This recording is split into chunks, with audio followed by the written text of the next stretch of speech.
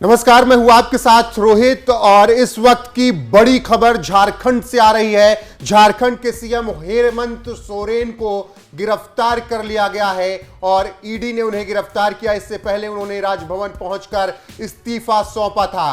तो जिस तरीके से कार्तिक अभिषेक ये गिरफ्तारी हुई है हेमंत सोरेन की, अब एक नई सरकार झारखंड में देखने को मिल रही है और हेमंत सोरेन को इस वक्त गिरफ्तार कर लिया गया इस्तीफे के बाद। देखिए, ये इस वक्त की सबसे बड़ी खबर है कि इस वक्त हेमंत सोरेन को गिरफ्तार कर लिया गया है। हालांकि घंटे भर पहले जब वो इस्तीफा देने के लिए पहुंचे थे राजभवन में, जैसे हेमंत सोरेन ने इस्तीफा दिया था उन्हें वहां से तुरंत ईडी ने अपनी हिरासत में ले लिया था और उसके बाद ऐसा कहा जा रहा था कि उन्हें किसी सेफ हाउस में या फिर हाउस अरेस्ट कर लिया जाएगा, क्योंकि अब गिरफ्तार करने के बाद सबसे पहले हेमंत सोरेन को पीएमएलए कोर्ट में जो है ईडी को पेश करना होगा। वहां ईडी अपनी जो है रिपोर्ट देगी, अपनी दलीलें रखेंगी। उसके बाद जो है पीएमएलए कोर्ट से उन्हें हिरासत दी जाएगी, उन्हें कि कस्टडी दी जाएगी 10 दिन की, 7 दिन की, 15 दिन की, जिस भी हिसाब से और होगा। इस बीच अभिषेक, जिस तरीके से खबरें आई कि जेएमएम के कार्यकर्ता पूरा हंगामा कर रहे हैं और कह रहे हैं कि आज ही शपथ ग्रहण होनी चाहिए, चंपई सोरेन को आज ही शपथ दिलाई जानी चाहिए। उसके बाद ये लगा कि एक डर भी है जेएमएम में कि कहीं सर विधायक ना टूट जाए, बगावत ना हो जाए। लेकिन राज्यपाल ने कहा कि आप कल आइए, बाकायदा कल शपथ ग्रहण होगा, किसी भी तरीके की कोई परेशानी नहीं है। 43 विधायकों का समर्थन पत्र राज्यपाल को सौंप दिया गया है। देखिए, जेएमएम के विधायकों का जो डर था वो जायज था, क्योंकि अभी हमने देखा कल ही जो है पंजाब में चुनाव हुए, वहां कुछ खेला हुआ। उससे पहले 2 दिन पहले नीतीश कुमार ने जो है पलटी मारी और बीजेपी के साथ आ गए। तो अब जो गणित जो है, मैं आपको बताऊं, अगर झारखंड का अब हेमंत सोरेन विधायक नहीं रहे, उन्होंने इस्तीफा दे दिया है, तो जेएमएम के पास 28 विधायक हैं, 16 विधायक कांग्रेस के पास हैं, एक एनसीपी के पास है और एक आरजेडी के पास है। इन सभी को मिलाकर जो है झारखंड में सरकार बनाई गई है।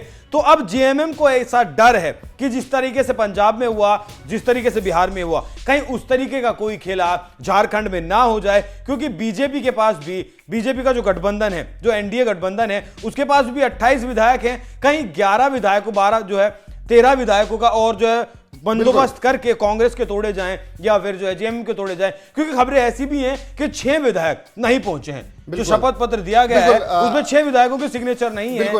अब देखना होगा कि आगे क्या कुछ होता है और किस तरीके से झारखंड की सियासत आगे चलती है। फिलहाल की खबर यही है कि हेमंत सोरेन को गिरफ्तार कर लिया गया इस्तीफे के बाद और कल अब चंपई सोरेन नए मुख्यमंत्री के तौर पर झारखंड में शपथ लेंगे और इसको लेकर झारखंड की सियासत में इस वक्त गहमा गहमी चल रही है। लगातार नई अपडेट्स आ रही हैं, जो भी अपडेट आएगी लगातार आप तक पहुंचाते रहेंगे। आप लगातार हमारे साथ बने रहिए। लेकिन इस बीच इस पूरी सियासत पर, इस पूरी राजनीति पर झारखंड के नेताओं ने, मंत्रियों ने क्या कुछ कहा है वो सुन लीजिए और खबर पर अपनी राय हमें जरूर दीजिए।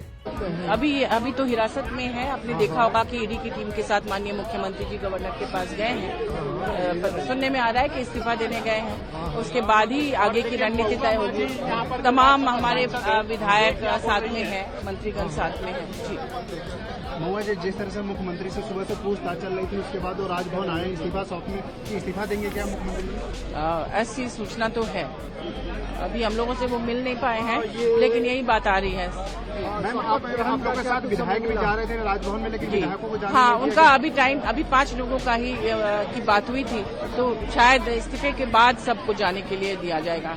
तो क्या विधायक दल की मीटिंग में चंपई सोरेन जी को मुख्यमंत्री का अगला मुख्यमंत्री वही? जी, यही निर्णय हुआ है कि चंपई सोरेन जी को मुख्यमंत्री बनाया जाए। और ये शपथ ग्रहण का कोई समय तय नहीं, अभी ये सब बात नहीं हुई है। जी नहीं। ये जो समर्थन पत्र है आप लोगों ने राज्यपाल को सौंपा है? नहीं, उसको सौंपने के लिए ही जाना चाह रहे थे लोग, लेकिन अभी फिलहाल सब लोग वेट कर रहे हैं। सारे विधायक, हमारे पास संख्या बल पूरा है, जितना होना चाहिए उससे भी ज्यादा है। अंदर गए हैं शायद ऐसी भाजपा का भ्रष्टाचार जो है वो भ्रष्टाचार नहीं है, यही न है उनका।